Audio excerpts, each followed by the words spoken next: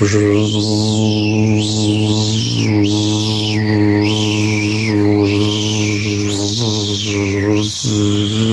hi, everybody. Didn't see you come in. Thanks for dropping by. It's me, James, and you're on the Oracles. And today we're going to be talking about UFOs, or what the American government now calls unidentified flying phenomena, or UAPs, which I think is rather, I don't know, I still call them UFOs. They're unidentified, they're flying, and they're objects. But phenomena, I guess, sounds interesting, and they're still unidentified, and they're in the air, but a lot of them aren't, or they're transitioning between air and water. So what's that about? They're just, oh yeah, and I guess there's a term for unidentified underwater phenomena, UUPs. Unidentified floating objects or sinking objects or flying objects. And today we're going to discuss that transition between sky and earth and water, and what that could really be. My guest, Paul Ascough, who has been kind of investigating and snooping around UFOs for about the last 50 years, British military. Then he was in what we would call like the reserve, or what the U.S. may call the National Guard. It was that branch of the military, and he was a paramedic. And all this time, he had been having experiences. He'd seen UFOs and kept an eye out. And then wanted, obviously, when we do have an experience, we want to talk to somebody else who has had a similar experience. So that was what he's been kind of up to now that he's retired. He's put a book together, and it's called UFOs, The Real Story. And of course, it's a real story based on his experience and who he's talked to, and throws out a couple of hypotheses. And, you can going back in time, not that long ago, but we talk about the extraterrestrial hypotheses versus the interdimensional hypotheses. And if John Keel was around, the late John Keel, who wrote a book on that difference and how he came up with thinking that it wasn't more of an extraterrestrial versus the multidimensional things that we were seeing. We don't get really heavily into that, but we do get into an idea that Paul puts forward, that it's intervibrational. And I should say intervibrational, but it's based on vibrations. And that's why, part of the reason, I should say, would be part of the reasons why sometimes we just don't grab a camera and point it at whatever we see. We get lucky to get photographs, and we're getting a lot more nowadays. And is it something that it's that fight or flight that kicks in? You see a Bigfoot and you've got a bunch of camera gear and you just freeze. It looks at you, absolutely terrifies you down to that monkey brain, into your DNA, that this is something really scary. And you freeze, and it takes off in the woods or flies away, and you thinking, wow, I should have had my camera out. I should have done that. But I was so scared I could not move. Is that caused by them? Is that a vibrational thing that they do to you? They being these things that come in and move within our atmosphere, what we perceive our atmosphere is, air, water, land, things that are tangible to us as human beings, living in the vibration that we live in. You look at some of the photography that's come out lately. That one it hasn't been out for too long now. Jeremy Corbell, who is a documentarian out of Los Angeles. I met him a couple of times. I like Jeremy because he just asks questions. He wants to know things. He drills down and tries to get some semblance of an understanding of what people have experienced. You may know Jeremy as the fellow. He put I think the original Skinwalker Ranch documentary, along with the Bob Lazar documentary. You can find, could even be out on YouTube now. It's just on Netflix for sure. But he asks questions that I think we all want to ask, which makes him kind of fun to watch his stuff. Again, Jeremy Corbell is getting a bunch of information given to him through the military. I shouldn't say through the military, by people in the military, because they trust him as a pretty decent source. He's not an expert per se in UFOs, because I don't really think there are experts in the paranormal or in UFOs at this point. Well, actually, I shouldn't say that. There probably are experts in unidentified flying objects, and most of those people are, they work on them or they fly on them. So there's people who do that. Jeremy's is a documentarian. He's a reporter, and he is digging into this phenomena, which is kind of cool. Paul Ascough, our author of UFOs, The Real Story, he has his opinion, and it's kind of interesting. It goes into the transdimensional, the multidimensional hypothesis a bit. Is it the vibration? I talk about vibration. He talks about frequency. I think it's semantics. It's the same thing to me anyway. It's talking about our vibrations. Some people say, if you're a human being, if you're one of us and you have a higher vibration, you may see more ghosts than somebody who has a lower vibration. Again, lower vibration people aren't bad. It's not a bad thing. Higher vibration is not a good thing. It's just something we are. We all have a different vibration, and they fluctuate on our day-to-day life. But those with the higher vibration are said to see more, like they'll see a ghost. Is that because our vibration is at a point where it allows us to see that? Are those people the same kind of people who maybe they're the only ones who see UFOs? I have friends who see UFOs all the time. I don't. I mean, they see the big triangle ones come up over top of mountains and then they disappear. And her husband was standing right beside her. They both looked up, saw this thing, gone. Nobody else saw it. A girl on my paranormal team, I think it was her daughter's birthday party when they're like 2 or 3 years old. And all the other kids were in the backyard, and she's walking out of the kitchen and looked up, and there's this big silent V UFO coming over top of her neighborhood. And she was the only one who noticed it. All the other mums that were there with the kids, looking around, nobody else saw it. But she saw it. So what is it that some people are permitted to see these things and some people aren't? Again, it's like Bigfoot. Some people see them, some people don't. Some people see a Bigfoot disappear behind a tree, and they run up behind the tree and it's gone. Where does it go? Do UFOs, do these vehicles that people are seeing, do they exist in a dimension right beside ours, and they kind of drift every so often into ours? And then they drift back into theirs? Is that where gnomes and elves and fairies come from? Do they kind of flit back and forth? Elemental beings that people have seen over the centuries, the centaurs and whatever else, different beings moving back and forth. And of course, there's the people who talk about the species of ETs, and these come from this star system, and this one comes from this star system. Yeah, they maybe do come from there, but do they travel interdimensionally to get here? Inconceivable. And is it really traveling, or they just kind of show up because it's an energy thing? I don't know. Is it conceivable? I think it is. But then again, I'm kind of open-minded about all this stuff. Paul Ascough, very interesting fellow, says that he believes that it could be quite plausible that as human beings, we have built in a survival instinct, that our own frequency can pick up an alien frequency and then recognizes it as something, again, deep monkey brain level that we're not supposed to be near or see. So it shuts that stuff down. We talk a bit about that.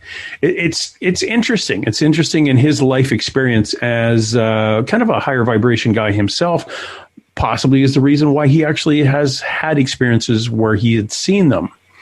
And in his book, he attempts to make sense of all these little mysteries, from aliens to Bigfoot to Bigfoot to ghosts.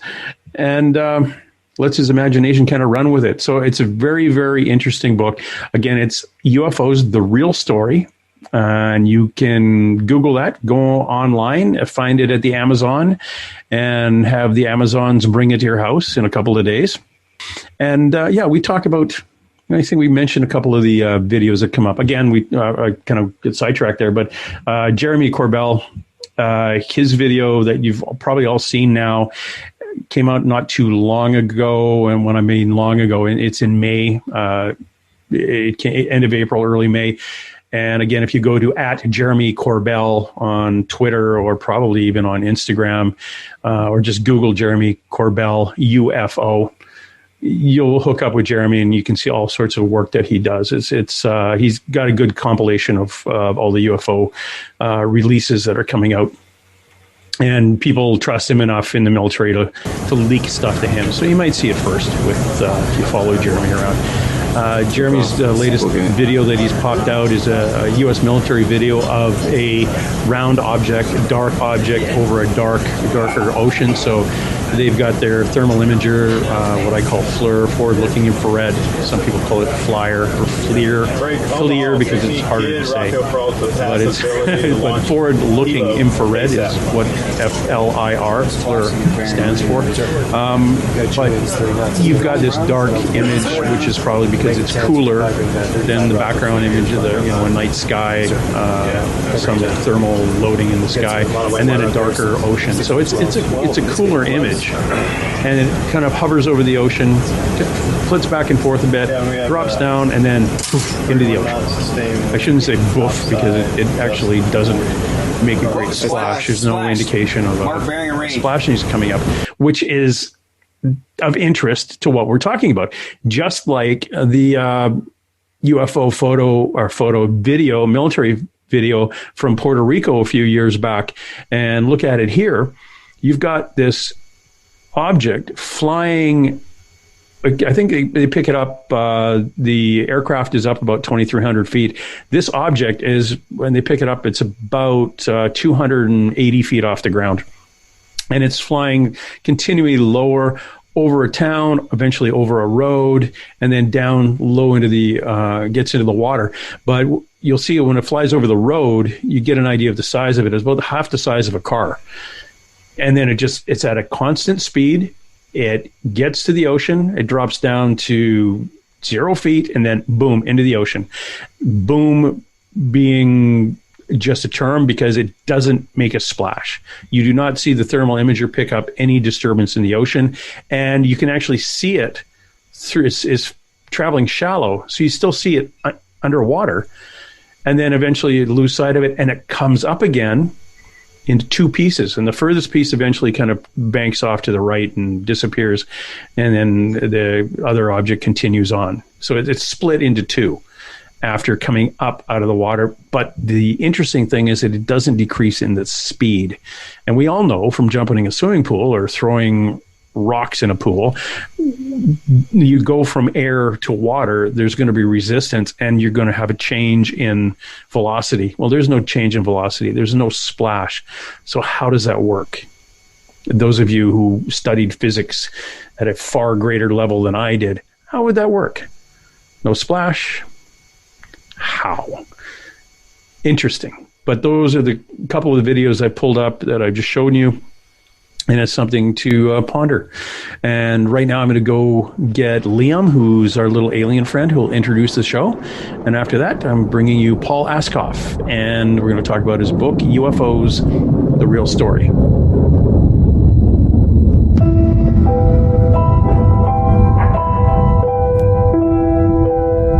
I see you found our little hiding spot in the universe. Don't get too comfortable. This is a place where you will find those with an experience that's out of this world, or possibly deep within your life. I welcome you to the Oracles with James Tyson. Lean forward and listen. We will pull you into a supernatural journey with guests from around the world, each one experiencing some of the most extraordinary phenomena this wee planet has to offer. Now, Here are the oracles with James Tyson. Thank you, Liam. And thank you, listener/viewer, tuning into today's episode of The Oracles. It's me, James, and with me is Paul Ascough. Paul, how are you today? I'm excellent. Thank you, James. Nice to talk to you today. Yeah, and just so my listener knows, the accent is real because you actually are speaking to me from the UK. Yes, I'm a Yorkshireman from England. Excellent. And here on the lower left Canadian coast, we say hello and welcome. Yeah, a little bit of a time difference, but not too crazy. But we'll work on through that. Now, you've been doing this UFO thing for quite a while, and it's culminated. Well, is the UFOs a real story? Is that your first book? Yeah, it's sort of, shall I say, it's metamorphosized over the last 50 years. And it's through my, dare I say, experiences on the paranormal and with UFOs that people tend to do. I'll just go away a little bit, James. Well, people tend to do pieces of the pie. And for me, you'll get people that will do, from your side of the pond, they'll do Roswell. From my side of the pond, they'll do Rendlesham Forest. Or they'll do Calvin Parker and Charlie Hickson and the Pascagoula incident. And people tend to just do these little pieces. And it's the same with the paranormal phenomenon. And people very seldom look at the whole picture. They just do a piece of the pizza rather than looking at the whole thing. And I believe they are all joined together. And there's a way to connect it. Well, I got your name through Philip Mantle, a mutual friend of ours, and in really respect his work in ufology. Again, another gentleman out in the UK. And he was saying that you have an interesting connecting kind of strand through all this, and it's more of an interdimensional and almost electromagnetic. Almost, it is, yeah. Yeah, it's a connection that way, as opposed to where you just assume when you look at something as a big chunk of some kind of space age metal flying through the sky. You've actually opened that other side up where are they actually coming from somewhere else, or are we sharing the same space sort of thing? Yeah. Is that from just your experiences over time, or did you have that aha moment at one point? Well, would you like me to start at the beginning? Start at the beginning, go to the end, and then stop, as Lewis Carroll said. Oh, we could be here all night, but I'll start at the beginning. When I was 10 years old, we moved into a new home on the edge of a village, which was very quiet, very rural, and literally from our home, you were straight out into fields for miles and miles. And I'm talking 1968, so there was no light pollution. There was not the amount of aircraft there are now. It was very country. So my father ruled with a rod of iron. We had the old Victorian upbringing. And my brother and I, our last job of the day was to take our dog and the neighbour's dog. We had an army veteran next door who only had one lung, and so we had to take his dog for a walk too. So we come back in. This is about, I think, the end of August, beginning of September 1968. We'd taken the dogs for a walk, came back, and our normal routine was we'd bring the dogs, put them away, say goodnight to our parents, and go get ready and get into bed. That was the routine. So my brother and I had put the dogs away, and my father was in the front garden. Now, our home there looked due east over the fields, pretty flat terrain, and you could see a long way. So he's in the front garden. We go out to say goodnight, and it's just getting dusk. A nice, balmy, early September summer's night.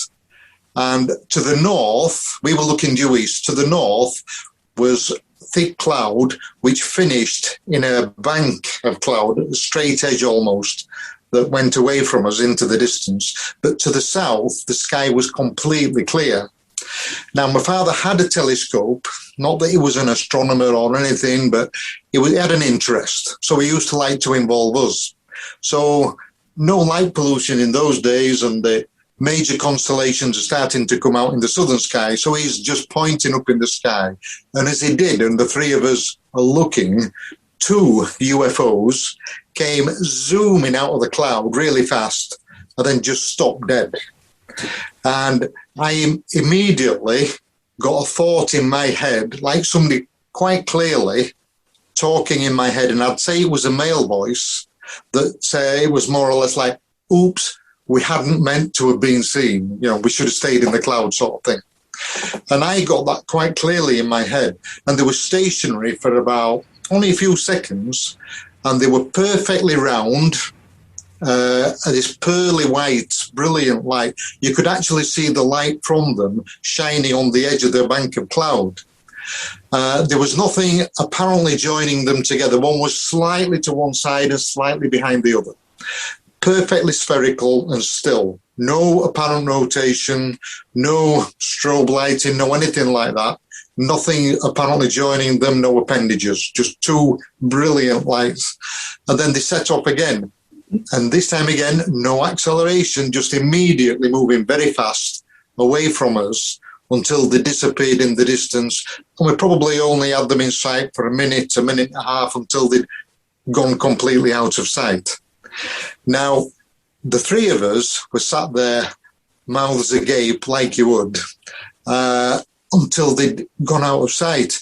And the one thing else that I noticed was when they moved, they had the very smallest teardrop shape at the back, like they'd got a corona or an atmosphere around them that just made this little teardrop shape as they moved.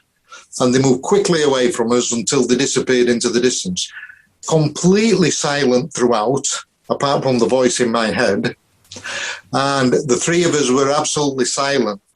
And my father, who had done his national service in our Royal Air Force after the war, he did 3 years, and he was the first to speak, and he just said, well, there's nothing that we've got that can do that. Well, there still isn't, that we know of anyway.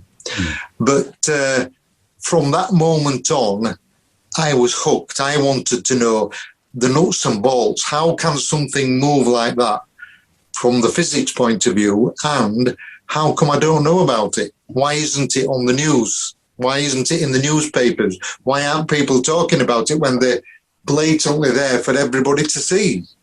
So that was a life-changing moment because it was so bizarre, so odd, so alien, for want of a better term. And one thing that I do say was, when I've investigated a lot of these things in the past, the experiences or witnesses that you speak to, the first thing they'll say is, it was obvious it was something alien. It wasn't normal. It wasn't flares from a military exercise. It wasn't the oil rigs out at sea. It wasn't the lighthouse shining through the trees. It was odd. It was bizarre, And that is one thing that comes across. And I think as investigators, and there are some fantastic people that do a lot of research, and that is one thing that they do come across. These people, although the human psyche does try to rationalize things, I believe that people do generally tell the truth. They are trying to tell you as best they can, real life, what happened in the best terms they can. Yeah.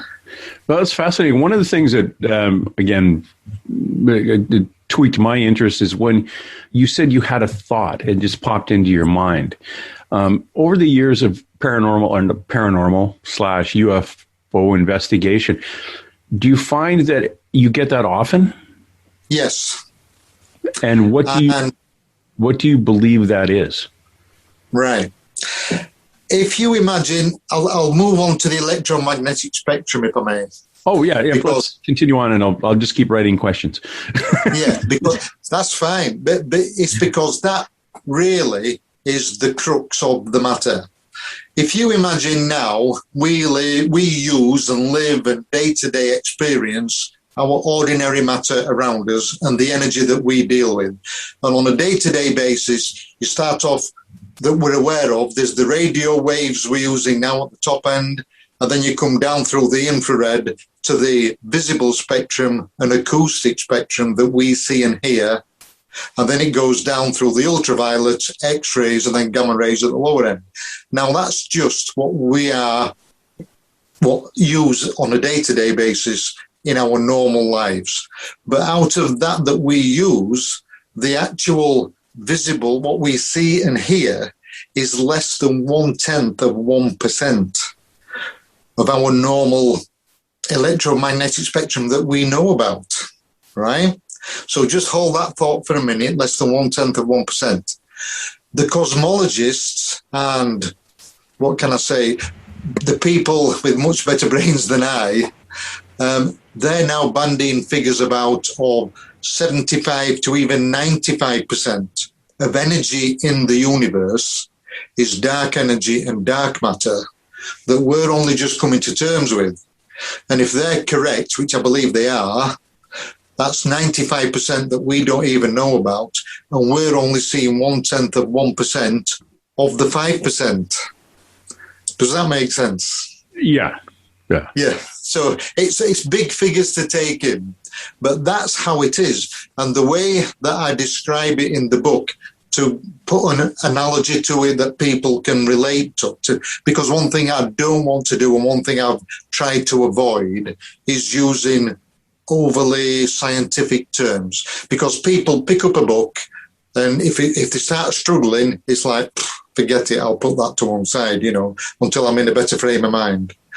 And I believe, and what I've tried to do, is that you shouldn't try to alienate people. You should try to make it on a level so that the normal layman can pick it up and understand it. Mm-hmm. And that's what I've tried to do. So the analogy that I use is, you imagine the 5% that we use of our ordinary matter on a day-to-day basis is an old vinyl LP, right? Yeah. So we are living on that vinyl LP, and that's what we react to. Now, the dark energy and the dark matter, there isn't just our LP, there's a whole stack of them, because you have that much more energy in the universe that's on a different level to us, that's on a different plane to us, but around us all the time.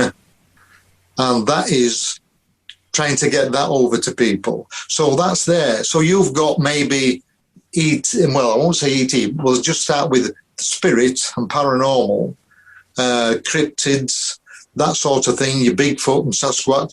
And they're all on a record that's very close to ours.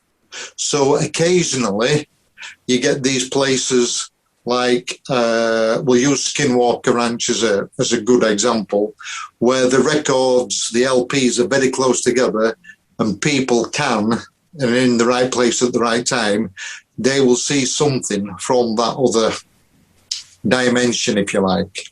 Okay. Now, to move on from that, ET, I'll just say ET for now, because then people know what I'm talking about. ET, I believe there are many different races, and they're all at different levels of development. But they're much higher in the frequency range, and on much higher stack of the LPs, they're much higher up than we are.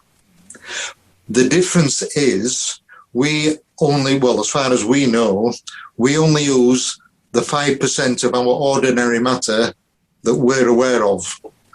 And ET, as I'm generalizing, are able to use and manipulate and understand and control the whole of the magnetic spectrum, including the dark energy and dark matter.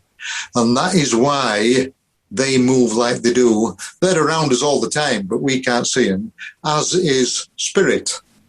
They're around, but we don't see it.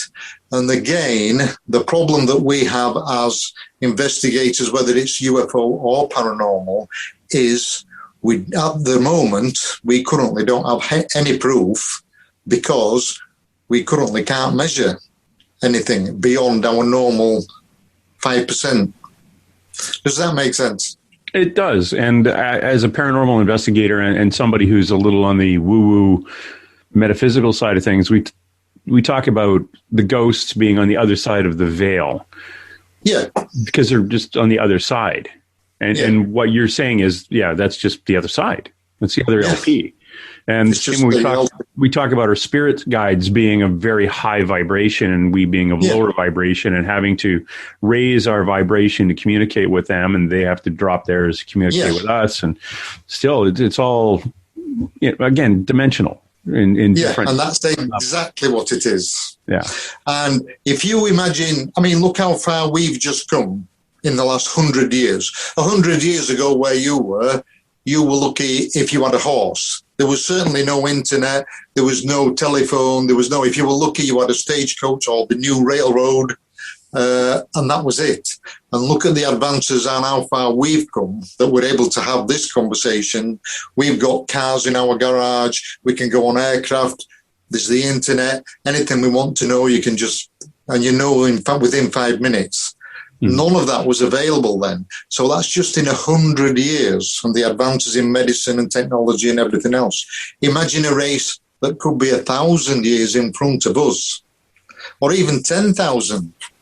And that is why we don't understand how they can move and communicate and how they interact with us. And it's all because of their complete control, manipulation, and understanding of the electromagnetic spectrum that at the moment we're only scratching the surface of. No, I agree. We are right now like probably not even as advanced as those tribes in Papua New Guinea who saw airplanes for the first time in the 1930s and thought they were gods. Yeah. Exactly. It's to drop a civilization that advanced into one that isn't. And then being human, we always have to come up with an excuse or a reason, and we have to find a reason for it. So if we can't see one in front of us, we'll build one based on the knowledge we have at that point. So we'll make up all sorts of crap to explain what we've just seen. But it's only based on our knowledge and our science of the day at the point we've seen that. Yeah. So to move on, James, I that's how I got into UFOs. I was just 11 years old. I just had my 11th birthday, and then that was it. I wanted to know. But as you know, back in the day then, there weren't that many UFO books, and there weren't that many libraries or bookstores that even stocked them. So I had to get on my local bus service or railroad and go to the big cities to even find a bookstore or a library that would, if they didn't have something you wanted, they could order it for you, you know. And it was a nightmare then. You would spend hours going backwards and forwards just to read something, you know.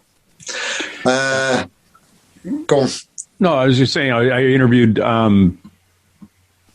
Chariots of the Gods fellow. Oh, lost his name now. Anyway, it come on me. Daniken. Eric von Daniken. And his book is a combination of a whole bunch of books he had to go find. Yeah. And of course, pulling pieces out of history books and the Bible and things like that. And it's, and he's, that's 50 years ago, 52 years ago, I think he started. Yeah. And he's written a book on UFOs every year, but you know what? He's never seen a UFO. Yeah. Well, people don't. And I say it does make a big difference, because when there's one of my colleagues at work, always wanted to see one. And his name's Liam. He's from the north. And I said, Liam, when you see something, you will know straight away in your head. You'll know it's not just a helicopter or an aeroplane or flares or something odd, you will know it's something alien. You get that feeling, So, your book, UFOs, The Real Story, is it, and unfortunately I don't have it, so I don't know. Does it have a number of the stories of not only your experiences, but some other people you have talked to? Sure. It has a lot of my experiences in it, but I'll recite one that was quite odd. I was with BUFORA for a few years, many years, and for a few years I was an investigator for them and did various cases. And at the time, Philip Mantle was the director of investigation, of the investigators. So now, fortunately, he didn't live that far away, just 20 minutes, something like that. So I used to go over and we'd have a cup of tea and we'd talk things over. And one day I'm reciting to him a sighting that I had with my first wife. And we lived nearer the east coast of England. And one night, my wife, we had a huge dog, the Pyrenean mountain dog. Yeah. And I knew that the dog wanted brushing, and I was going to take him for a walk. And as I'm thinking about this, my wife was in the back garden and she shouted, "Paul, come on." So I went outside and she's pointing up at the sky. And it looked just like car headlights, two circular, not together, one-to-one, both, nothing apparently joining them, but two headlights in the sky. And they were moving very slowly towards us. And we had two boys then, and the boys came out, and the four of us are watching, and they were moving slowly together, no sound, no anything, just two lights, moved over the top of us, and just as they got almost directly overhead, they suddenly, poof, like warp factor 10 was the first thing that went through my head. And it was like Star Trek, warp speed, Scotty, and off they went. And that's what it was like. And they must have been out of sight in seconds, gone. And it was like, wow, how can something move that fast, However, I then took the dog for a walk with my eyes mostly on the sky than the dog, and got back after 30 minutes or so, didn't see anything.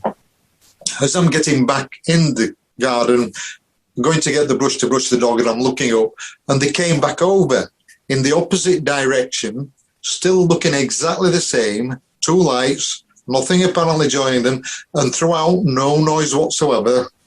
And they came back, and they just stayed very slowly in that position, just moving over until they went out of sight, and we couldn't see them in the distance anymore.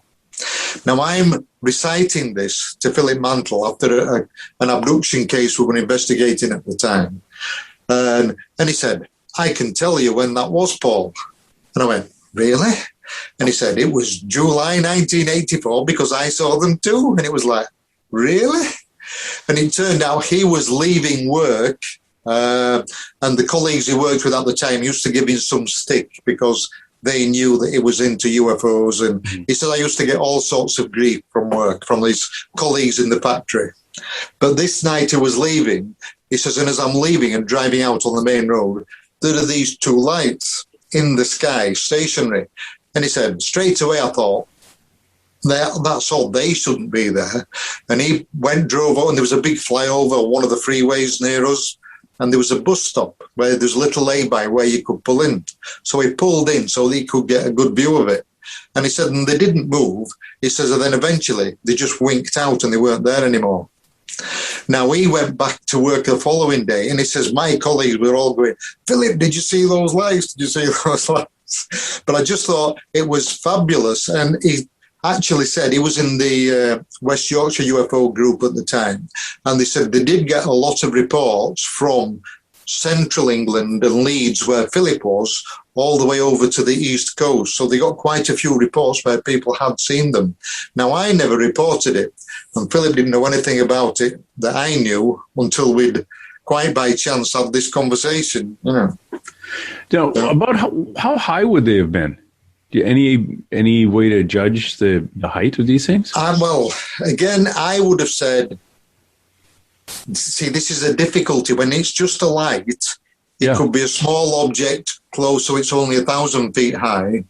I mean, the first one that I saw was with the bank of cloud. I would have said were level with the cloud, because as they moved, you could actually see the light from them shining on where the cloud sort of undulates on the edge. Yeah. You could see the light shining on it. So you knew they were the same level as the cloud. So they were maybe at 8,000 feet at the most, something like that. Okay.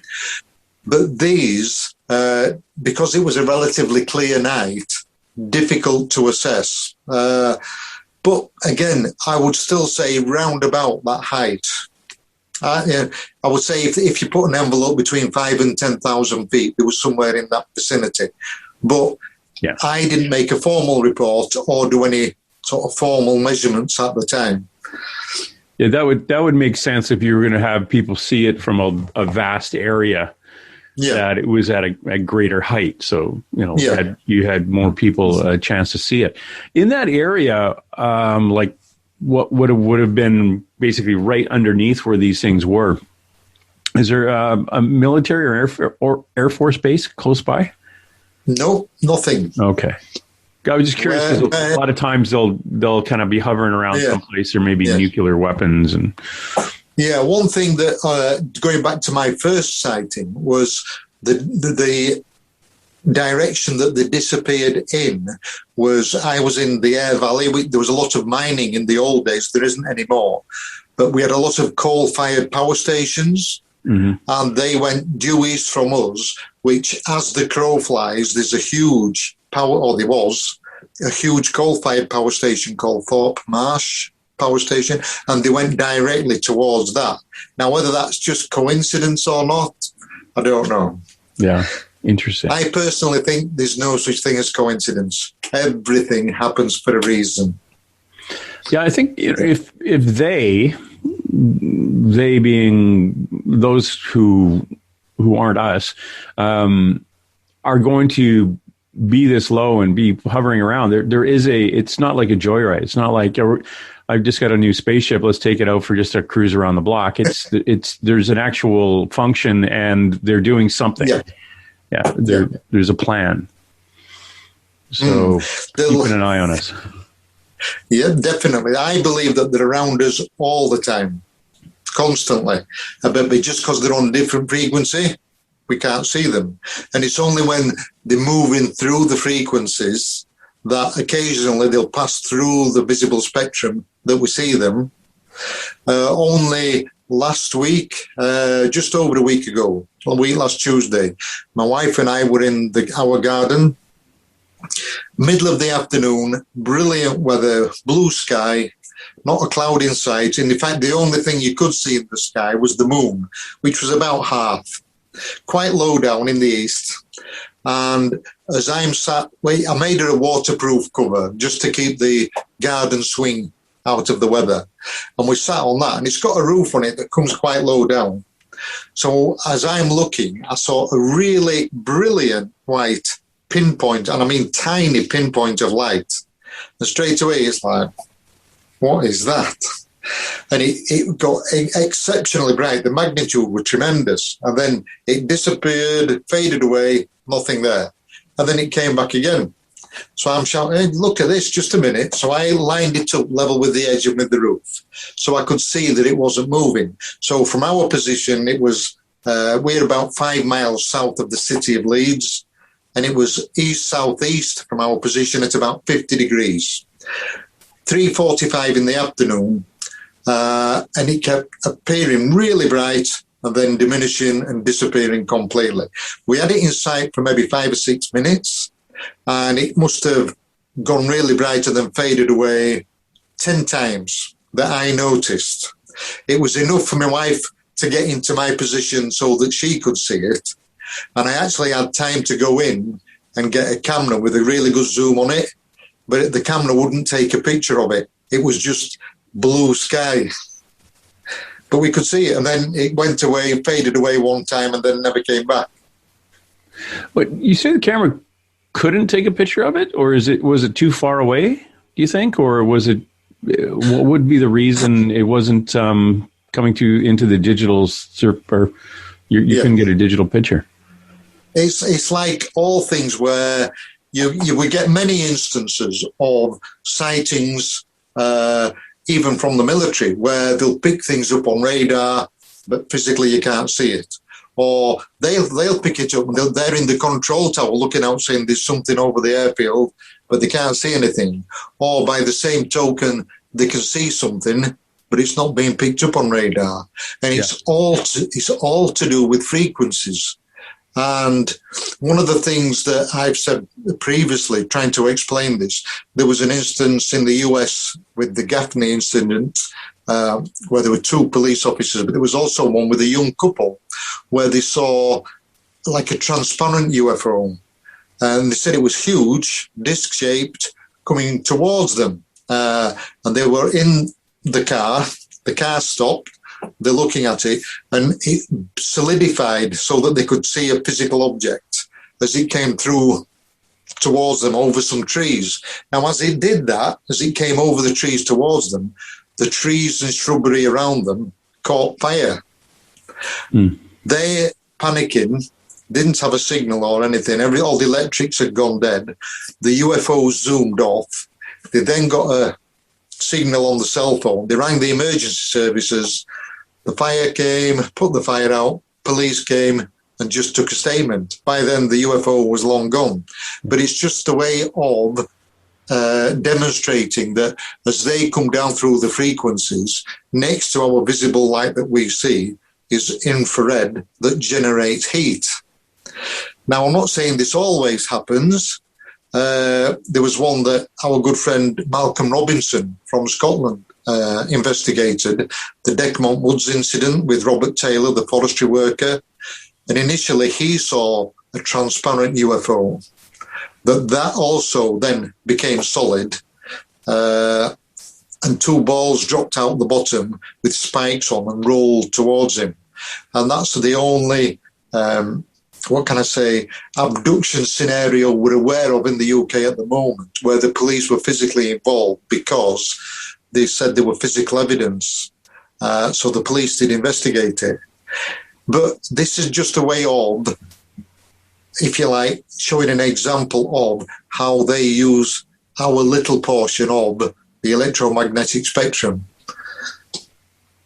Yeah, it's fascinating. Have you ever lost any time in your own life? Have you ever lost 10 hours? And right, this is another thing where I have, but not as I would say would be connected with UFOs. However, one of the things, if you imagine they're able to completely control the electromagnetic spectrum. So you now have a magnetic field, you as a person. Yeah. If we met in real life, we would know immediately whether we would get on or not, because your magnetic field reacts with my magnetic field. It's a completely subconscious thing. We can't control it. But you know, whenever you meet anybody for the first time, your subconscious knows if you're going to get on with that person. And it's because your magnetic fields react with each other. So you have a magnetic field where you are now, the chair you sat on, the computer in front of you, the room around you, even the building that you sat in. Everything has a magnetic field. And as Albert Einstein said, energy cannot be destroyed. It just goes from one thing to another. And it's around us all the time. And every thought that you have and the intention behind it is also an energy. So the reason I'm going into this is because if you imagine E.T. is master at controlling all this and manipulating it, they can see all this. They know, or if they wish, they know what you're thinking because they can understand it. That's why we often get, if you look at the abduction scenario where regression and things like that, where you get the Dolores Cannon, Bud Hopkins, Kath Marden more recently, and they all say the same thing. They all say that E.T., everything's done telepathically because it's done by thought. So you don't have any language barriers because it comes as a complete package. They don't need language because it's the thought, it's the intention. So that's immediately what you pick up. So it's automatically in your language and in your understanding. So there ain't any language barriers. And it's the same where one that I investigated with for BUFORA, where 4 adults that were abducted. This was back in 1995. And the guy said, Paul, he said, it was a strange atmosphere that evening. And he said, I wondered then, he said, I don't remember it normally. He said, it's like, he said, the only thing I can remember and recollect in a normal way is how it suddenly got dark. And I can remember thinking, why is it dark so quickly? And it's because they can control it. And he actually said, if you imagine your memory of it, how you would, although our memories tend to fill things in and you lose the detail over time, he said, if you imagine the memory as a VHS tape, the old videotape, and somebody cutting it up and throwing most of it away, but the bits that are together are not in the right order. And he says, and that's what it's like. He says, it's just not there for me to remember. He says, how you would be able to bring your memory back. He said, I can't. There's nothing there. And that's difficult, I would think, from an investigator's point of view, not to have some empathy, if you like, with these peoples that are, they're experiencing these weird and bizarre and something they haven't asked for, they don't understand, they're completely out of the depth with it. And it is very difficult, Oh, yeah, it's fascinating. I've run into a number of those people because I would go all around to the UFO conferences in Pasadena, Los Angeles, over in Arizona and Phoenix. Yeah. And I go with a psychic who does the regression therapies on them. And they'll pull back the memory within those hours. And it's fascinating to listen to you talk about the way you've understood, the energy of meeting somebody and kind of knowing automatically. Yeah. A lot of the people I talk to on my show are psychics and in the metaphysical realm where we talk about higher vibration and lower vibration people. Yeah. And just the same. It's just, semantics. It's just, you're describing exactly what they say. You walk up to somebody and if you're, I hate now it's been a watered down term, but empath, if you're a higher vibration person and you meet another higher vibration person, it's like you've known them all your life. Yeah. And when you meet that lower vibration person, it's either you have this desire to try to fix them or you just are that's a person I'd rather not be around. Yeah. And I think that's why people, I'm not saying just the paranormal fraternity, but people tend to stick with like-minded people because you're vibrating, you have the same vibrational level. And that's how you get groups that come together. I was very fortunate when I was with BUFORA on one occasion at a conference with Bud Hopkins. And he was saying how that works and from a spiritual side of things, because he didn't consider himself he didn't even want to get involved in the UFO thing to start with. I was very fortunate that I had lunch with him. And he said, Paul, I'm more interested in UFOs. He says, I was an artist. And he got into the hypnotic regression side of things, more on the counseling side of things, as you said, as an empath to try and help people. And he said, when you've done so many of them, and he says, and these people were coming from all walks of life and from, all different geographical locations, and they're all telling you nearly identical stories. He says, they didn't know each other. They didn't know that I knew these others. And he said, and they're telling me the same thing. He said, that convinced me that there's obviously more to it, that they are telling me the truth, that there is something behind it, Yeah, it's that connection and why certain people like you get a message. You get that, oh crap, you can see us kind of message. Like, why all of a sudden are you being able to receive that when the person standing beside you isn't? Yeah. And it all comes down to your vibration. Yeah. There's an instance where at the time when we moved to that new home when I was a child, we moved within about 100 yards of a spiritualist church. Now, my father had some work colleagues that went to the church. So as children, you do as you're told. But growing up in your teenage years, as we're all aware, part of growing up, you're into, as we will be into girls, we're into motorcycles, cars, having a drink, and church goes to the bottom of the list. That is part of growing up. It's normal. And I was one day going out to meet my friends, and we had to walk past the church. And I'm walking past one day, and there's this old guy. I didn't go to church then. And I'm walking past, and there's this old guy stood outside having a cigarette in a three-piece suit. And I didn't know him. Now, all I could think was he knew me through my parents. Now, having said that, even my parents didn't know, because as teenagers, as we all were, you tend to move away from your parents and you try and live your own life and have your own circle of friends. And I was really, really into UFOs and reading as many books as I could. I must have read hundreds and hundreds. But my parents didn't know that. They weren't aware of that. And this guy, I'm walking past the church, He was outside smoking a cigarette, and he just said, "Paul, have you got a minute?" And I'm like, how did he even know my name? I don't know him. So I'm assuming he knew my parents. So I didn't say anything, but I walked up to him and he went, "Just a minute."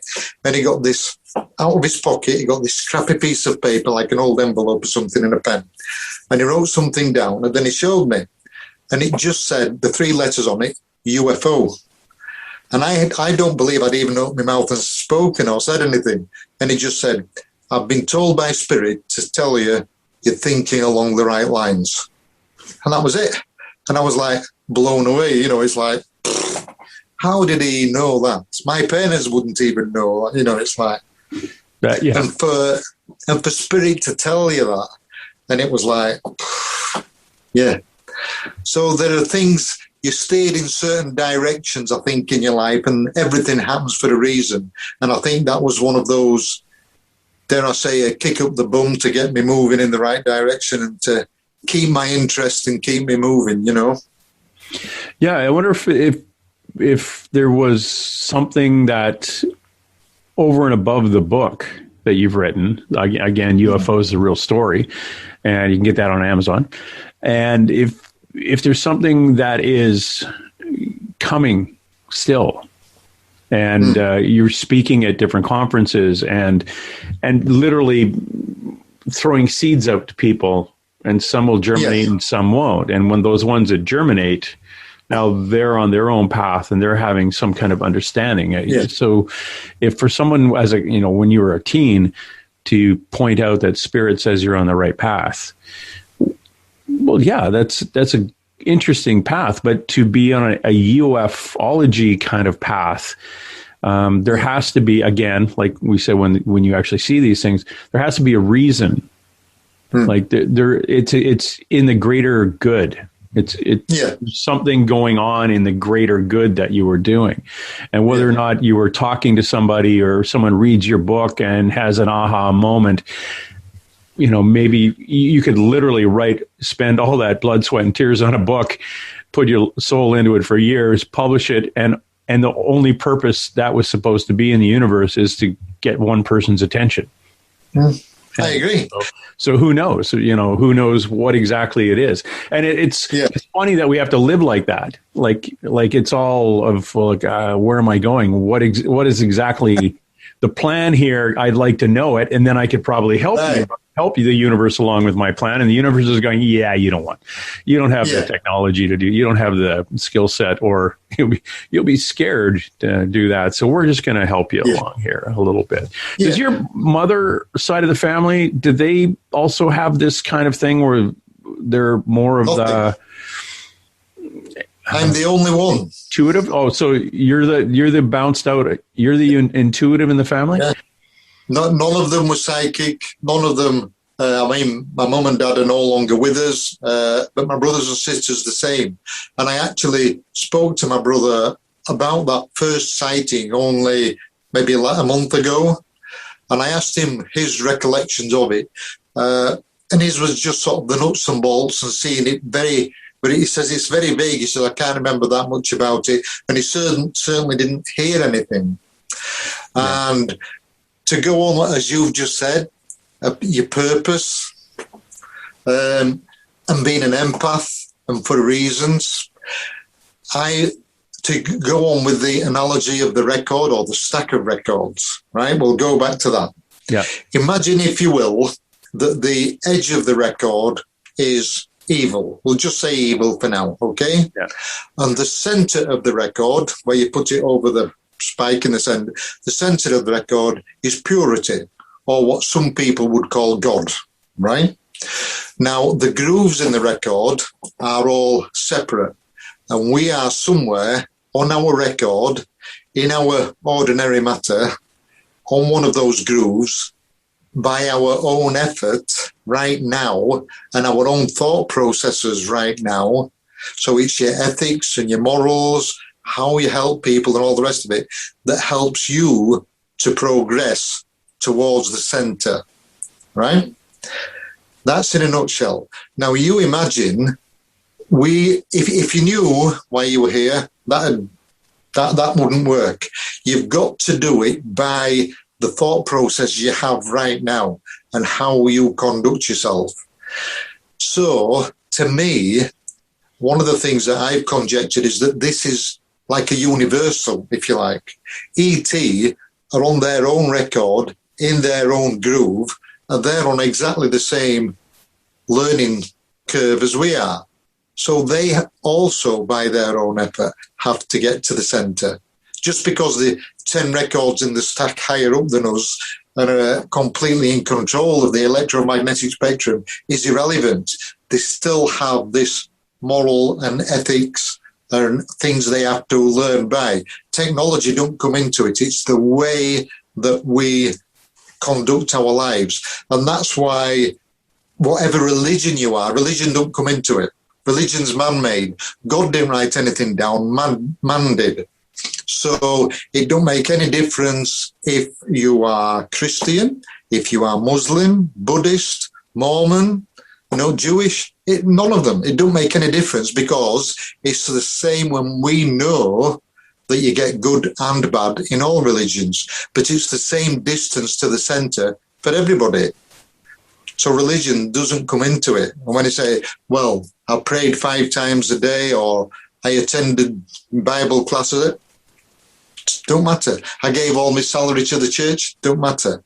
It's the intention behind it and the thought processes behind it and the way that you live your life. That's the bit that matters. Does that make sense? Yeah, very well said. That's good. Yeah. There's some of us are on the 78 RPM records and some are on the 45s. Their paths are a little bit shorter. And the thing is, I just don't want to get to the end right now. I'd rather, yes, I'd like to get purity I'm having a good time on the path, the traveling portion here, the finding new things and talking to people about their experiences and stuff. Yeah. Being aware of it is a good thing. Well, and that's that is one of the biggest things is being aware of it. I wasn't as a kid, I was, I'm fascinated by UFOs and I read Chariots of the Gods, I'm dyslexic, so I don't read. Like if I read a book, it's going to be nonfiction and there's going to be some pictures in it. So it's like, I'll flip through it. But if I actually had to read something like reading fiction, if I have to read the same sentence 2 or 3 times because I've mixed up a word, I just put the book down and walk away. But I will devour ufology and some of the ghost kind of books, but the nonfiction ones, not the fiction ones. And, if there's a diagram, fine, because I'm that kind of left brain kid that I need something. I need to look at a picture so I can deal with that. But all the woo-woo stuff never really clicked until 2012. And I actually saw a psychic who pointed out a bunch of stuff in my life that no one else would know, like your fellow with the UFO thing and knowing your name and all that. But I'm looking at her like, wow, okay, this is the most bizarre conversation I've ever had with somebody. And an hour later, she's got me on a paranormal team. And it was incredible, but totally that 1 hour, which, moved on to many hours with this person, it reflecting back on my life. I went, oh, that makes sense. Oh, that's what happened there. Oh, this is why that happened. And it said that, aha, this is making way more sense now. And it's there's so many people that just go through life, and I think their aha moment is like on their last breath. When they look up and go, hey, who are you people? What are you doing here? Why are my great grandparents hanging out over top of my bed? But it's kind of interesting to have it while you still have both feet on the ground, as it were. It's interesting that your family isn't involved in this. A lot of times we'll get people who have that higher vibration, and it's hereditary. It's like your mother's side of the family, your father's side, your grandmother, used to see things, and it's interesting. Or they just never told you. It was one of those, your grandmother had all sorts of woo-woo stuff going on, but she's like, yeah, okay, that's something we don't talk about, Granny, and that's a family secret, but it's interesting. Do you get communications or do you get thoughts on a weekly, monthly, daily kind of thing, or is it an important milestones of your life, or in traveling to a specific place that you've never been before? How do you get these, or do you recall? I know what you mean. I think to me it's just a sporadic thing. When you need to know, then you'll know. Then they'll point you in the right direction. I mean, there's all sorts of things that have, I don't know, come to me. You see, like downloads. Yeah, I think you get this when you're ready for it. One of the things, a question that I was asked was on read the Rendlesham Forest thing, and they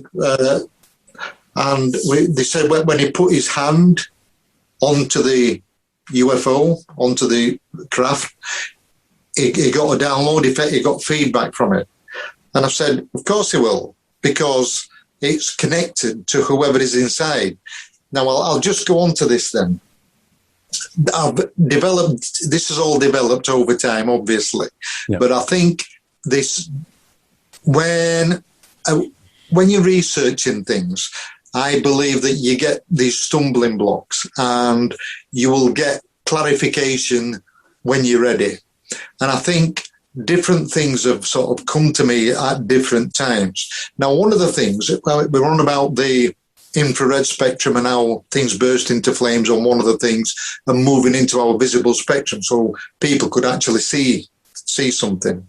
And I think it's the same with these specific geographical areas that are all over the world, where you have this, the magnetic field and the records are closer together, so you can get this overlap where people do more easily experience things. Now, where we're on about the going through the visible part of the electromagnetic spectrum, one of the things I want to go on to that we, as investigators, you get a lot of, is an abductee will often say there was absolute silence. There wasn't, and when I say silence, it was absolute. There was no hum of traffic in the background or no wind or birds in the trees or anything. It was nothing. And that's because they're being tuned out of where our normal acoustic spectrum would be. So they're not in their normal frequency. Oh, okay. And also, going on from that, that is why I believe people often get this, dare I say, visceral terror. It's being absolutely frightened and being afraid of the paranormal.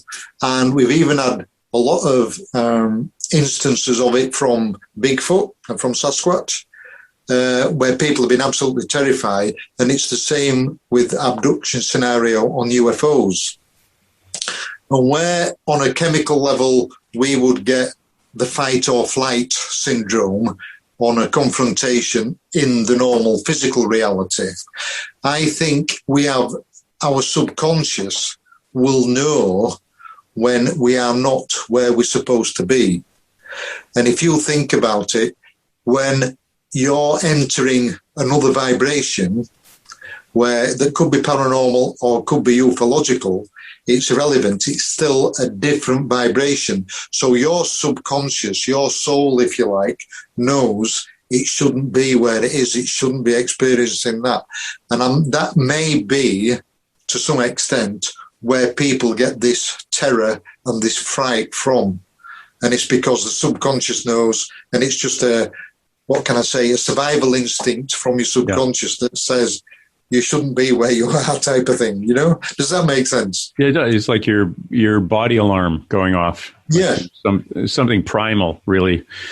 Yeah. Well, it's funny. There is I was a policeman for many, many years, and I've been around dead humans who have been dead for some time.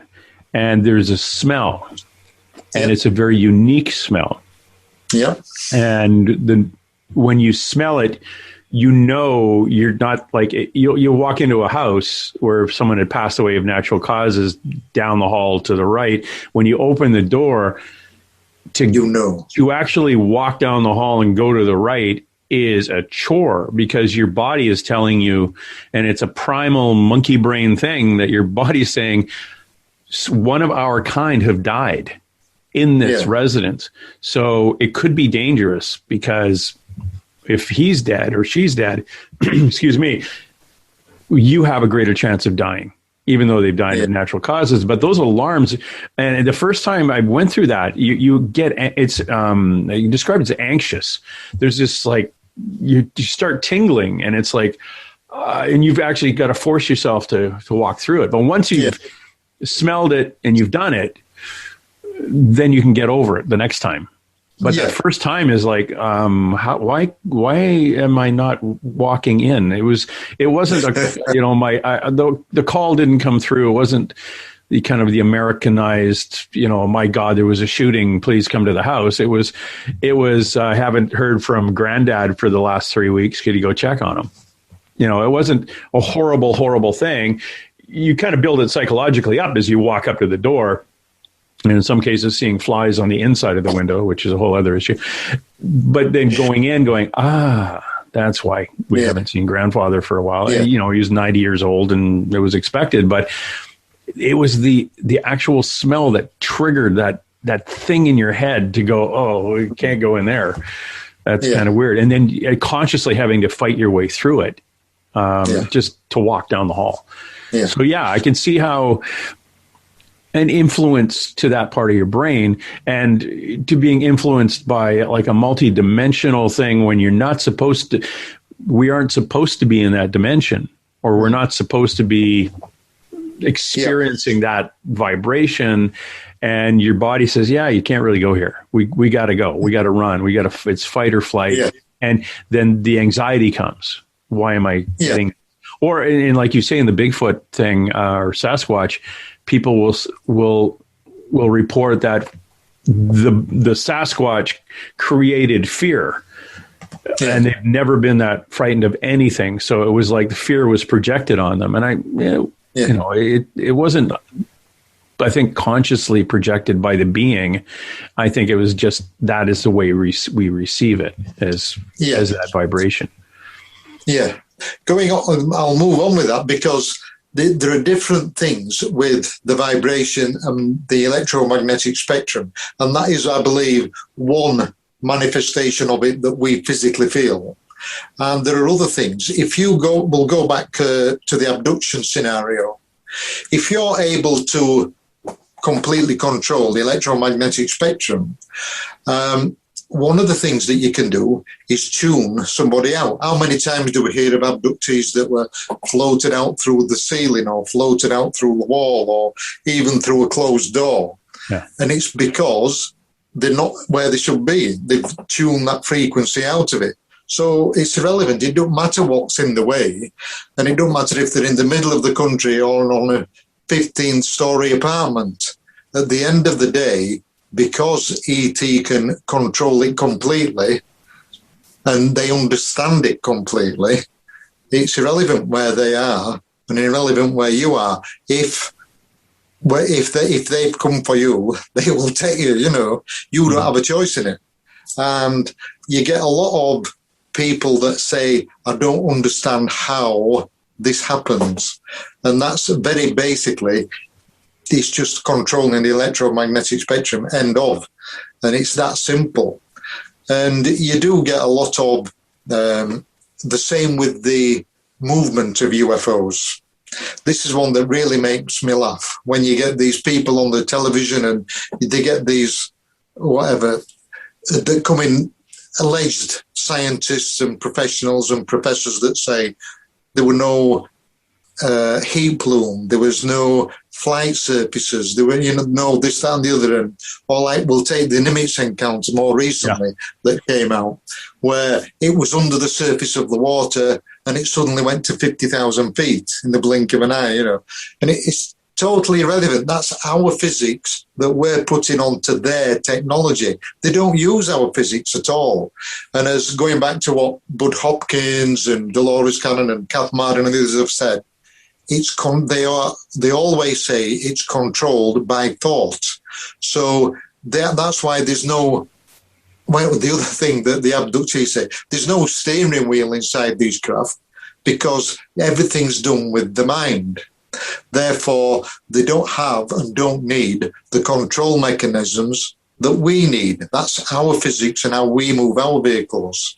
And it's the same with speed. It's the same with maneuverability. They're in their own little piece of the universe, their own little electromagnetic field. So it's irrelevant. So that's why they can move through space. They can move through our normal atmosphere. They can move through our lakes and oceans.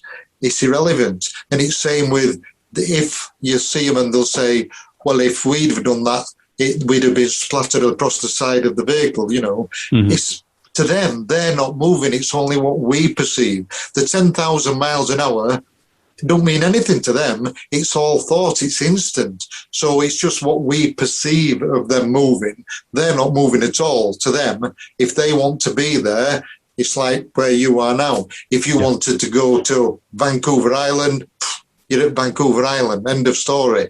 You don't have to go and get in your car and steer and do all the rest of it because it's done by thought. They're there instantly. So, again, we're trying to project our physics and what we understand of it onto their technology, which is ridiculous. And it makes me laugh. It's like, don't even bother going there, you know, when you think about it that way. I've always thought it would be like if you're sitting in a pod and you're like, we'll say out in our universe here, and you think of something, everything around you moves and you stay, you're still, and everything outside moves. Yeah. Like, so you're in the UK in your pod and you think, well, I want to go to Fiji. Well, then the earth moves around you, but you stay still. Yeah. So there is no shucking back and forth and there's no G-force on you. It's everything else around you is moving, but you were staying still. And the organic side of things, a lot of people or a lot of UFO researchers say, well, some of the UFOs they believe are organic and actually connected to the individual flying it. And yeah, absolutely. Which would make sense in the Rendlesham Forest scenario where the fellow putting his hand on the side of the craft gets a download because the craft is connected to the guy inside. Absolutely. So that energy is coming through the craft to him. Yeah. The one occasion that happened, I was with, before my days that I was married, and I was with a young lady. And we were teenagers and we were parked up at the beach and she'd got a new car. This young lady, quite well off, parents had got her a new car. We drove to the beach in a new car showing off with her. And I started narrating more naively and not as developed as it is now, but it was still the real story. And we were going back to meet friends and she wanted to go. And the car was completely dead, flat, nothing. No lights would light or nothing.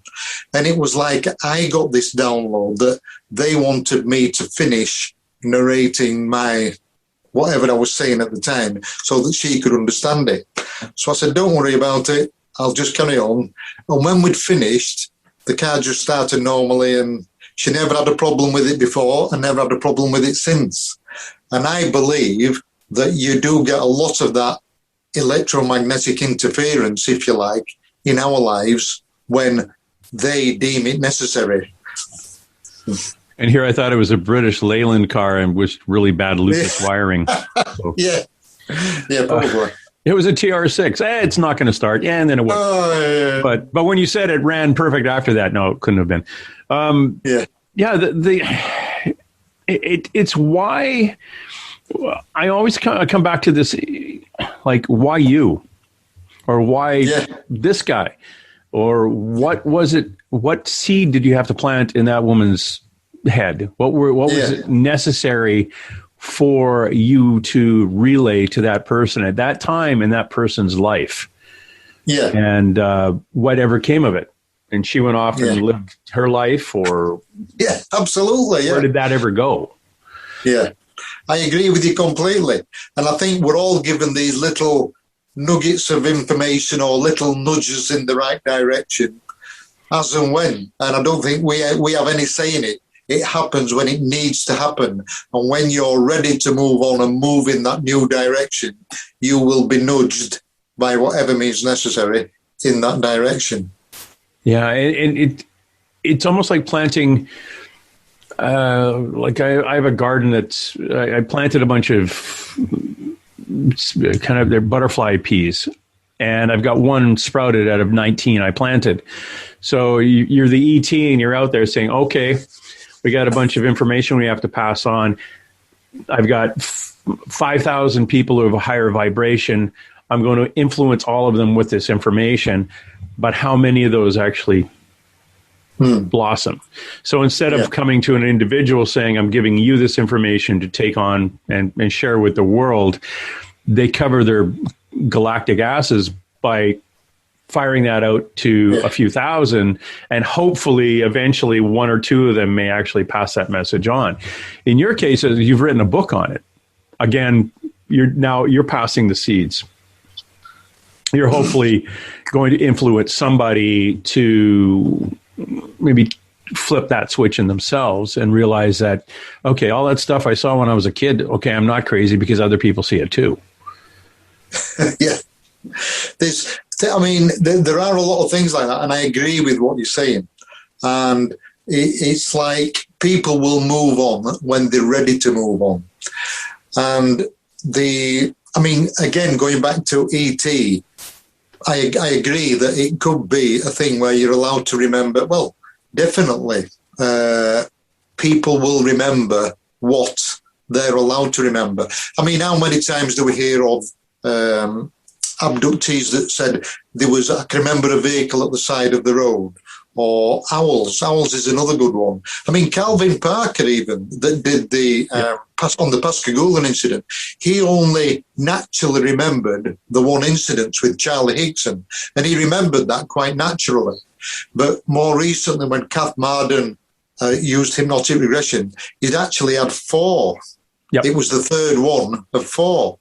Yep. So that makes you wonder, why was he only allowed to remember that one? You know, is it something, is it a bizarre act of kindness on ET's part? Because as I've said previously, I think there are a lot of races and ET are at different levels of learning. So you're going to get good and bad and different ways of teaching and different ways of people experiencing things. So in some ways, the abductees that don't recall things, that don't remember, is it a bizarre act of kindness on ET's part that we don't remember? Are we the sort of, if you had, I mean, from where you are, where there's a lot of nature, and we would go into one area and say, put nets up and look at the birds, see what sort of species we've got, see that they've got a good weight, that they're living normally, they're getting the food that they need. Is that a bizarre way, really? Is that what they're doing to us, just keeping an eye on us, seeing how we develop, but not letting us remember things that are too traumatic, even though there are occasions that they do, you know? Mm-hmm. Yeah. If I was to try as an advanced society or advanced civilization or being, have to come down here and try to influence what the heck us monkey brains are doing, or us humans are doing, it would be a little bit stressful to have to deal with us. Oh, yeah. Yeah. And the other thing, too, is we get all the, like, here's a fellow, Craig Campobasso, the Extraterrestrial Species Almanac, 84 different species of ETs. Wow. And not all of them are all, you know, friendly.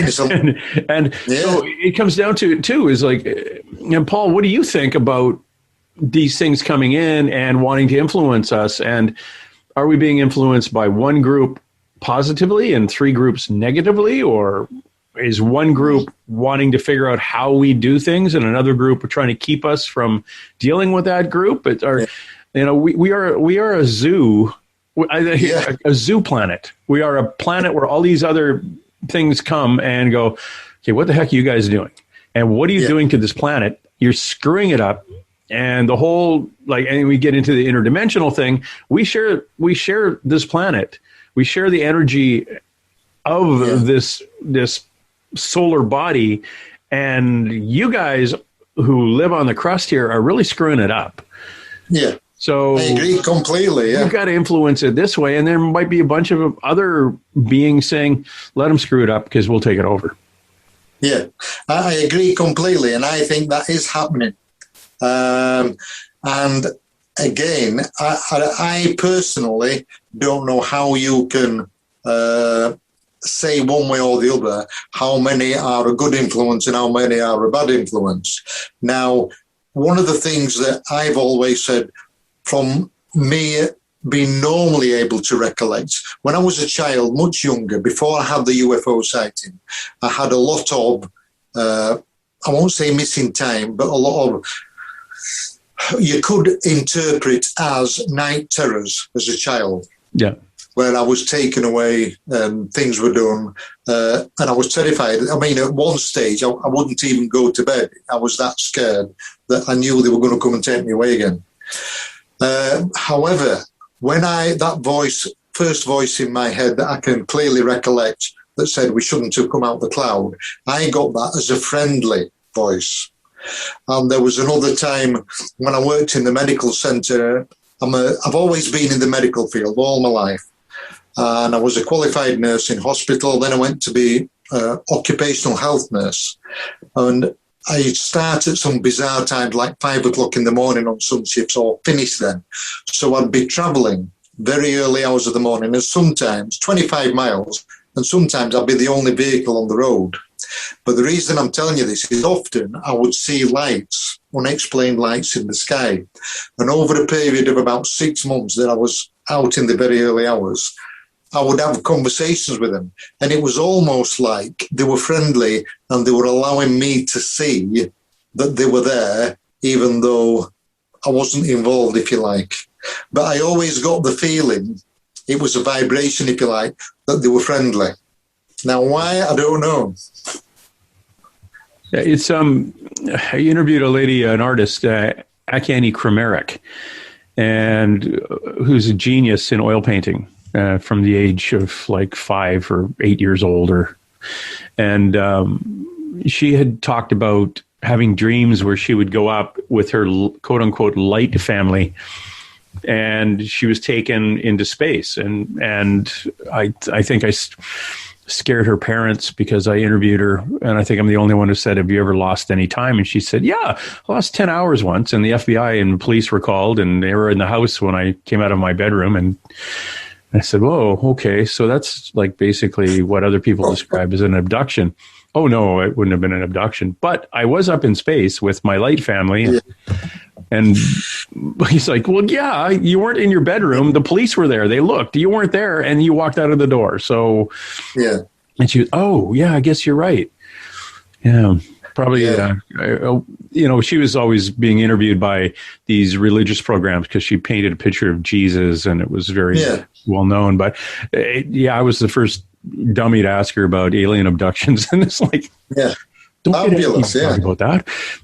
Yeah, it's interesting. And I like the idea of you being communicated with your first 2 coming out of the clouds is like more of a friendly thing.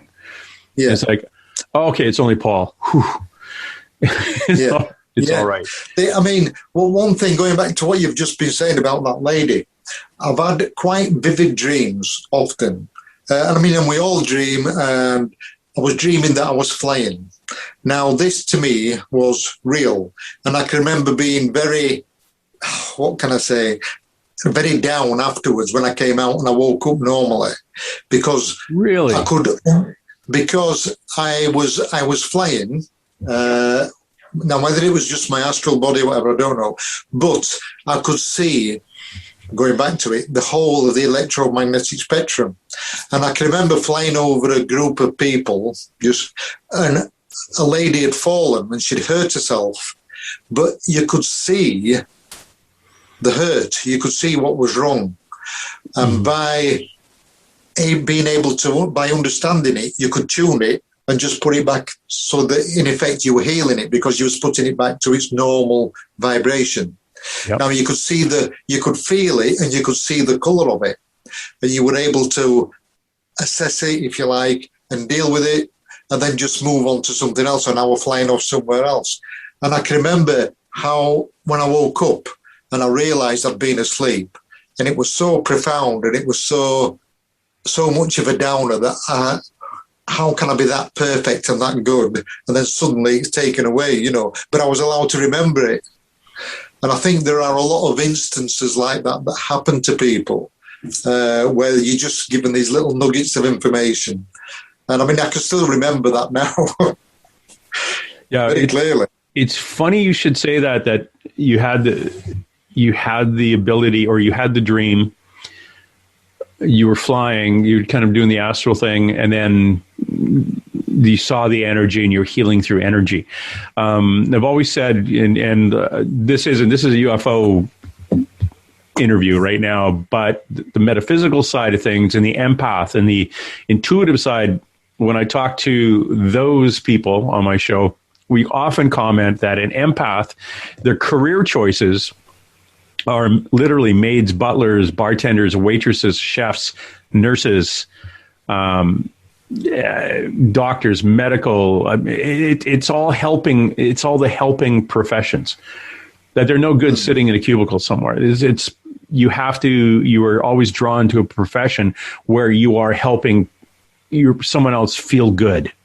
You're fixing something, but another person, not yourself. And it's interesting you put that. Now you have this dream. One of the other things we talk about is that's a lucid dream. Knowing that you're dreaming while you're dreaming is the dictionary definition of a lucid dream. Only higher vibration people dream like that. Only higher vibration know they're dreaming when they're dreaming. Yeah. And so you overlap that. But when you've actually been taken... No, I shouldn't say taken. When you have relaxed to that point and your soul energy, your essence goes off and does its thing, you are actually in a healing mode. You are shown healing. Yeah. And the frustrating part about that is that you're a healer on this plane, and you actually were given an idea of this is how the best way to heal. Yeah. And the frustrating part is you couldn't bring that back because you know how important that is to our species to heal. And as an empath, you are a healer and you want to fix that. It's a very fascinating thing. And being that you're the only known person in your family like this, it begs the question, where are you from? Yeah. Well, may I narrate another little story? Yes, please. I was a teenager again, walking past the church, and they were all coming out of the spiritualist church, and my parents were there. My father said, "Betty wants to speak to you." So it was like, "Okay, who's Betty?" And she turned out to be this old medium, and she said, "I want you to go and see Pearl." This other old, I mean, to me as a teenager, they're all just old ladies, you know. So it was like, okay, now it just happened that I knew this Pearl because she had a gorgeous daughter. So as a teenager, it gives you some incentive to go and see her. So it's like, oh, yeah, okay, then I'll go and see Pearl. So she said, "I just want you to go and see her." Now, you just, as you did when you're a Victorian upbringing, you do as you're told. So as a young kid, I got on using local transport, and she only lived a few villages away, maybe 10 minutes in a bus. Got on my local bus, gets off, knocked on the door, and I'm thinking, great, I'll see the daughter, you know, say hello. And she was in the house on her own. Daughter had gone to grandparents, and the whole of the house is in darkness. all the curtains are closed. And it turned out this lady suffered really debilitating migraines. And I went, and she was a medium at the church. Now, I didn't know that, but anyway, I knocked on the door. She opened the door, said, "Come in." And I followed her in, closed the door behind me, and she walked into this big, quite a large old house, and in a big lounge, and there was just a high chair in the middle, a bit like a dining carver in the middle of the room. I followed her into this lounge, and I swear it was just like somebody else took over my body. This lady sat down on the chair in front with her back to me, and I walked up to the back of her, and she said a prayer. I never said anything. I put my hands on her shoulders, and then it was like somebody took control of me. And I was stood behind her in this bizarre position with one hand, my right hand up to the sky, to the ceiling, and my left hand on just above the top of her head. And I'm stood in this position. I hadn't said anything. And then I physically felt this power come from somewhere through my hands, out through my left hand and into the top of this pearl's head. And I physically felt it for about a minute, and then it just switched off. And I knew it had finished. That was it. And I put my hands down, put my hands back on the shoulder, and she sort of just stood up and turned round towards me, and she said, "May, you hide your light under a bushel." And it was like, I didn't even know, as a teenager, I didn't even know what that meant, you know. So she jumped up, opened the curtains, put the kettle on, and 10 minutes later, I'm walking out thinking, what the heck just happened? You know, I've no idea. And it was, again, it was just, to me, an experience that I was shown psychic healing, if you like, and the power that, how it can work and how it does work. And I'd never done it before, and I've never done it since. And it's like, why did that happen then, you know?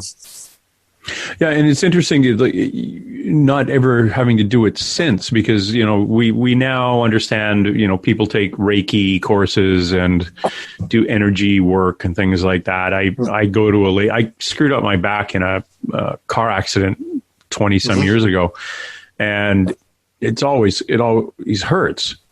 I can go to physio and it's good for a week. I can go to this energy person who does the woo-woo over top of me, and I'm good for 3 months. You know, and it's not a psychological injury. It's like friggin' lower back pain, and it hurts. And nope, she does her thing, and 3 months will go by, and I won't even feel a twinge. It's amazing. It'd be interesting to see as you kind of developed. Are you working still, or are you retired? No, I'm retired now. Okay. I retired 18 months ago. If you got off and took a Reiki course, and even if you only worked on pet, like I took it, I only work on my dog, because I actually did it to a friend of mine who was actually another policeman. And I didn't know, she had a bad knee, and she said, "Okay, go see if you can find something." And I did all the woo-woo stuff before the Reiki. I started seeing dead people around her, and I went, "Yeah, I'm not going to do this anymore." It's like, yeah, I think your knee hurts and you've got a pain here, and who the hell's that? It's like, okay, I think I'll just work on my dog's bad knee. But it's interesting. There's hospitals just in Washington State here where they don't say this out loud because it's against all sorts of bizarre policies. But when you come off of anesthetic and you come out of surgery and you're coming out of the anesthetic, they do energy raking. The nurses will go like this over top of the person and they're imagining pulling the anesthetic out of their system, and they find that they come out of anesthetic quicker and without that hangover. Yeah, that's good. So it clears them out of the waiting or this holding area between going back to the bed and the monitoring area after surgery. The nurses are doing this, and they're actually pulling. They're meditating and pulling what they believe is this other energy out. But imagine if you actually said that out loud, and they identified which hospital the nurses were doing that. You know, you have people going in there with a very strict religious belief, not wanting voodoo happening to them while they're unconscious. So yeah, they probably get into a lot of trouble, especially in the U.S. where they sue everybody for anything. But it's found it works. It clears them out of the that holding area a lot quicker, like half the time, and the people are recovering from the anesthetic without that hangover and groggy feeling. Excellent. So it works. It does do its thing. Your energy work, which I say your energy work because that's what you did. Even if you were to go in hindsight back through your career, now understanding that you have this kind of woo-woo stuff going on and you have a connection to other energies around you.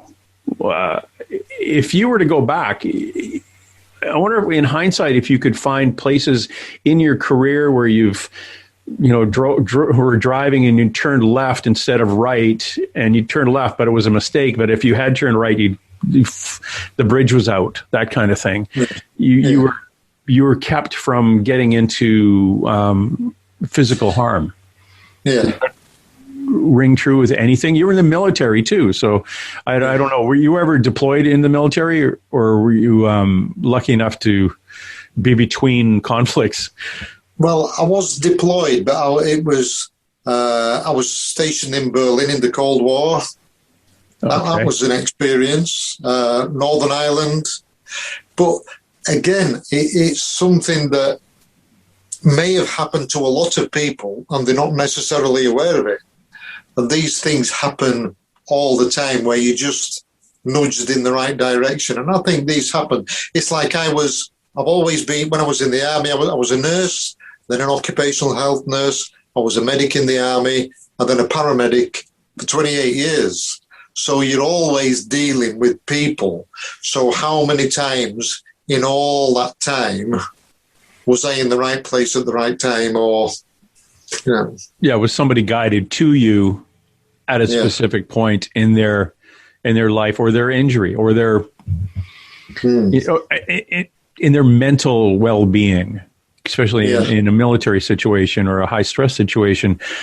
They're guided to somebody who they could dump into. They could just vent, and you would take that and deal with it, and they'd move on. And again, it's like it's like your spirit guides. I always describe to people like the railings on a little kid's bowling lane, where you pop those up, you take your kid bowling. The guides are like the ball bounces down. A lot of people, their ball goes straight down the lane to the end. That's their life. But like me, I'm like bouncing off railing to railing, and my guides are doing this. And that's literally in your life as a human being in this lifetime, dealing with the trauma that is brought to you. You're kind of going subconsciously bouncing them into different views or different places, and helping relieve whatever stresses they have. Now, your book itself, The UFOs, The Real Story, again, that's another little nudge for the people who read it. Yeah. Well, there you go, because it's obviously available as a paperback or as an ebook, but it's also available as an audio book, James. So there you go. That gets scary. You're going to put it on your cell phone, and you listen to it as you fall asleep, and then dream that you're off there flying around the universe. Be kind of fun. And you don't have a website up yet, or you don't have a website yet, but you have all this is at your Facebook, and it's called It's the Real Story on Facebook. So if anyone's out there on the Facebook, It's the Real Story without the little apostrophe. Thank you. I lost the word. I was going to say the upper comma. It's the Real Story on Facebook. That's kind of cool. If you bounced in and wanted to see Paul and ask him any questions, and sure. He's retired now, so he's got lots of time to answer them. I would like to think so. You would like to think so. Yes. Yeah. Well, it's good. Are you planning on doing any other writing now that you've got that out of the way, or is that just one of those things to say, I was off my desk now, I can walk away? Well, no, I think for me, it was getting the idea of just sort of the whole picture out there for people to nudge them in the right direction, and hopefully give people the nudge to go off and read something that interested them. Because as we all know, some may be interested on the paranormal side, some interested on the UFO side, or whatever, whatever comes your way and whatever you resonate with, go with it. Oh, that sounds like a lot of fun. So I'm getting the book, and I will get the book. I won't get the audio. Do you have any photographs in there? I do have a few in there, yeah. Okay, now, cool. I tend to put my pictures on the Facebook page, on the Insta reel. Because I go sky watching, and I've got a few photographs, and I've got one that's about, I can't remember, about an 18-second video of a UFO I took one night in the early hours of the morning. So what I tend to do is put it on and then give the background to it and any technical information if people want that, Perfect. Do you ever come over to the Americas at all? All the time when they let me. When they let you. At the moment, with this ridiculous thing going on, but I'm hoping by this time next year, James, will be back to normal. Let's see. Yeah, we'll see when the apocalypse is over. Definitely go up to Sedona. Go up there and meet Melinda Leslie, who takes people on UFO tours. Sure. And with the night vision, they're just flying in groups all over the place up there. It's bizarre. Yeah. That's the first time I've actually gone, there's UFOs. Yeah. I'm looking at them now and firing a little handheld laser at them and making them 10 times brighter than they dim down. And it's like, oh, my God. So, come visit. Not that you don't have UFOs where you are. Obviously, it's a bit of a UFO hotspot. Paul Ascough, thank you very much for dropping by. What can I say, James? Thank you for having me, and I hope it's been good for some people, nudge them in the right direction. I think it will be. Cheers, man. Lovely. Thank you ever so much, James.